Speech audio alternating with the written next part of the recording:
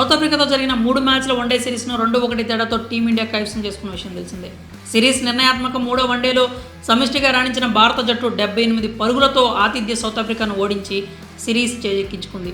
ఇక ఈ మ్యాచ్లో అద్భుత సెంచరీతో కథం తొక్కాడు స్టార్ బ్యాటర్ సంజు శాంసన్.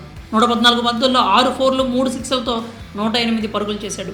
ఇది శాంసన్ వన్డే కెరీర్లో తొలి సెంచరీ కావడం విశేషం. ఈ క్రమంలోనే సంజు ఓ అరుదైన రికార్డును తన పేరిట లెక్కించుకున్నాడు. ఒక్క ఇన్నింగ్స్తో ధోని, విరాట్ కోహ్లీ సరసన చేరాడు శాంసన్. మరి ఆ రికార్డు ఏంటి ఇప్పుడు చూద్దాం. Sanju Samson T20 world cup ముందు సెలెక్టర్లు ఇచ్చిన లక్కీ ఛాన్స్ను సద్వినియోగం చేసుకున్నాడు. సౌత్ ఆఫ్రికాతో జరిగిన 3వ వన్డేలో సూపర్ సెంచరీతో చెలరేగాడు. దీంతో భారత్ 78 పరుగుల తేడాతో సఫారీ టీంను చిత్తు చేసి సిరీస్ను కైవసం చేసుకుంది.